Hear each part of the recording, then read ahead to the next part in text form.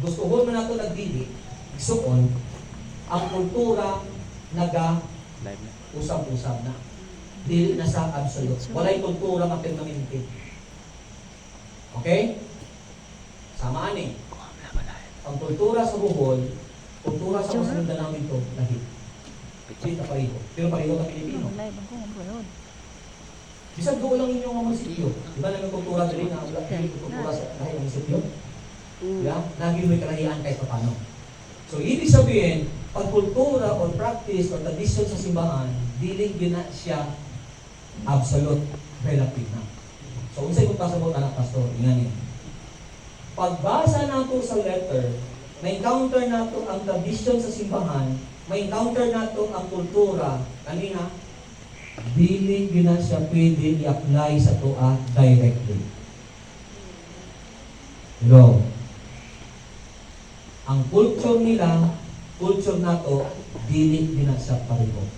Dili sa pwede. Kaya nang magpandong sa buhok ba? Karon, pag kultura ang imong nabasa, gawa lang ang prinsipyo diha ng imong tanawon. First, gamitan lang imong common sense, automatic di na imong pwede apply. Pag lack of consistency, ibig sabihin kultura gisgutan pero kaisa lang sa dimension, wala na sa dimension sa throughout sa Biblia, ibig sabihin dili na siya consistent, dili siya pwede buhaton o doktrina o dili siya pwede i-practice. Okay, open the Bible. Sa 2 Timothy 4:13. Unsay sulti? 2 Timothy 4:13. Okay, sige gang, pakibasa mo ka. Sige, kusog yung boses ka ba? Sige daw. Sarili mo, dadaan akong puso, magibili ko ang kanto dito sa truwas. Dadasab ang mga libro, labi na itong mga libro na pangit. Okay, tingnan niya. First principle, ang ilang pagayo, dili tanang sugo sa Biblia, sugo ka na to. Okay? Mangudatag Ako na to. Wala sa principle yun. Dili po sugo, sugo po na to. So kanan siya, sugo na siya. Pero it doesn't mean isugo na siya, sugo po na to. Ganito to yung common sense. Kaya isugo ang akin sa si Timoteo. Kung sa isugo ni Pablo, Dadad ko po. pag adto nimo sa Troas, dali atong ako ang pupok sa English law. Okay? Dala, kita. O kauban ang Libro, mga libro. mga libro. Labi So, na one ka. ng good translation, parchment. Okay? Isa pa? Labi na ka to mga librong panit. Oh, sorry, parchment o libro o books. Okay, dalon. Gikan sa Troas. So, ibig sabihin, common sense lang. Isa gamito na yung common sense. Applicable sa tuwa, dili? Dili. Nakano tayo? Dili man to sugo sa tuwa directly. Sugo to sa kay Timoteo. Tapos na ato sa kultura. Kung sa kultura, itong clock. Anong clock man yung padala niya? Because during that time, si Paul is nasa sa prisuhan. Ano yung historical context, ha? Nasa sa prisuhan, and then during that time, ang prisuhan ng kumina, hindi na sasama sa itong prisuhan karon. Kaya prisuhan niya sa una, mura na sa den. Usahay ganin, ha? Kasi ilalong na, underground. So kaysa underground na siya, ang prisuhan nila na lamig. That's why ganin, isugo niya sa Timothy, ang mag-visit sa kuha, dahil atong akong clock. Kaya ang clock mong nila, muna sa depensa nila sa lamig. Kaya taas mo na siya, kung ginasuot ganyan na. O kung naa sila sa init, nang itabon. Kung na isang storm, ila kong itabon. Kung gabi, pili nilang buhatong habol. O dito sa kulong, ay padala niya kay para iyahang masuot. So, ibig sabihin, sugot ko sa gamitan yung common sense, di na sa applicable. Okay? O, basig ano niyo, apply niyo, kung apply niyo, ito di mong truas. Kung ito mong truas, paano yung clock ni Pablo dito, sorry, hindi nyo nasakpan si Pablo, kay patay na to si Pablo. Mag-disod yung pangita, si Pablo karon na sa Cavite. Di ba? Oh, natundri karon. Okay. Okay, so next, lack of consistency. O dito sa ano? Dito sa first, okay, dito. Okay, 1 Timothy 5:23. Lack of consistency, ha? Ibig sabihin, lack of consistency, dili sa consistent sa Biblia, dili sa makita sa throughout, usahay, kaisa lang sa isulti. So pag isa sa isulti, dili na sa pwede apply. Ayaw. Usa na sa isulti diya? Ayaw na pag-inom og tubig lamang kun dili inom usab og jutay bino. Ah. Aron kay hilisan kapag ayaw kay kanunay karabang masakit. Di ba mao man nabibisa sa mga palahubog? Si ano gani, si Timothy gani, bisugyan gani ni ano nga, Palahubog ka. Binugtay. Pwede din minom na gamay na. Di ba?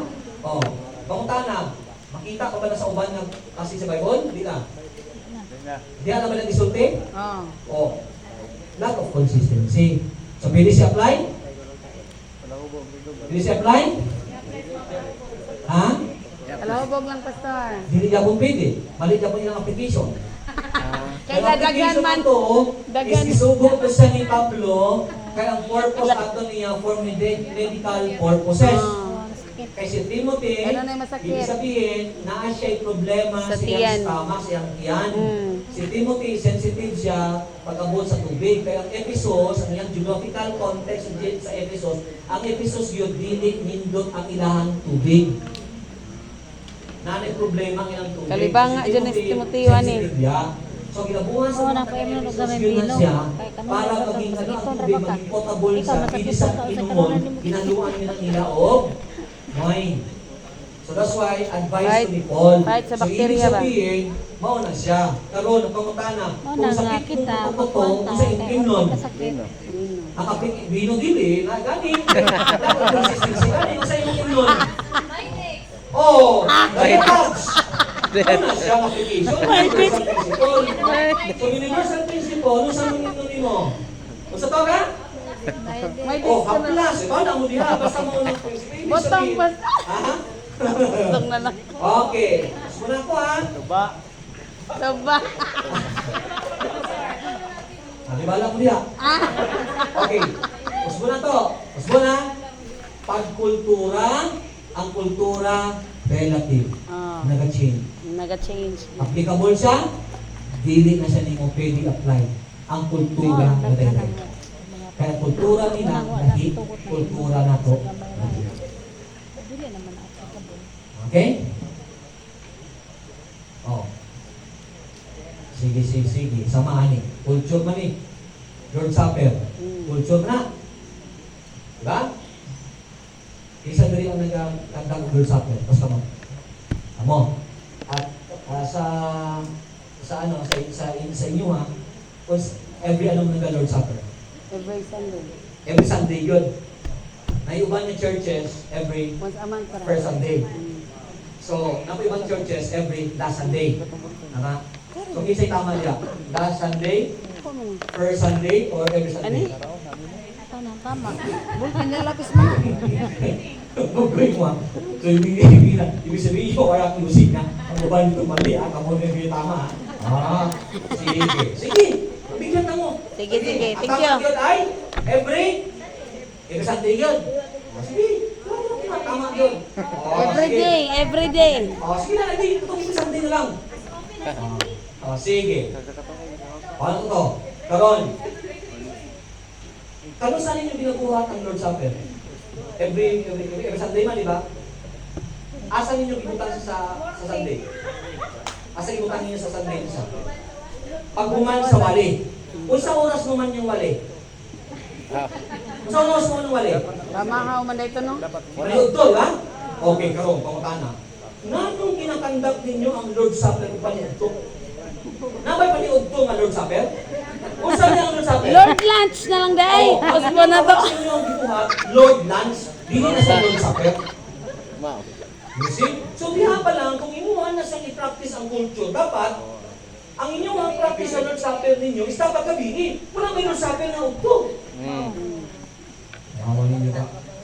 Lagi mo ay. Ayun na lang epil ng culture. Mao kani siya. So ibig sabihin, udto o gabi walay problema. Every first Sunday or last Sunday or every Sunday walay problema. Ay problema. Kay nga naman unsa ang wala niya tawag na i-discuss sa tunog ba?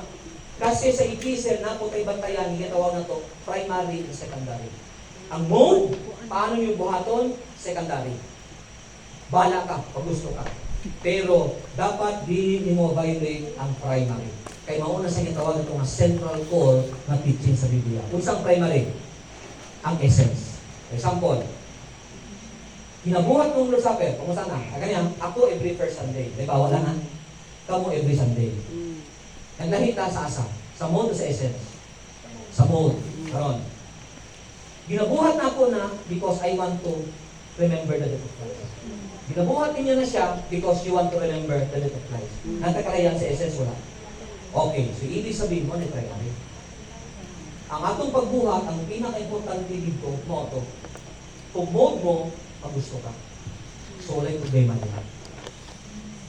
Okay, amen? Pero kung nahiyon ako ang essence, nali problema na siya. Pato? So, mode, siya problema. So, pag naglaylay ka sa mode, wala yung problema ang mode. Kung naiubang diya, adlaw-adlaw yung nilabuhan, hindi wala yung problema na. Kaya pareho naman taong essence. Hello? Okay. So, muna siya, common sense, culture. Okay, next. Ecclesiastical tradition. Kaning tradition yung gusto mo isa. O kanin lang. Kasi ito pag sa plurality ka. Open your Bible din. 1 Timothy. Ibunog man na yung Ay, testimony. din. Okay, 1 Timothy 5:17. 5-7. Ano yun? Ang mga pangulo sa simbahan nga maayong mutuman sa ilang katungdanan angay ilhon nga tako sa doble nga suhol. Labi na kadtong naghago gayud sa pagwali ug Okay. pagtudlo. Specific na. Literal na siya. Pag ang ilaha ditong pangulo or elder nila sa simbahan,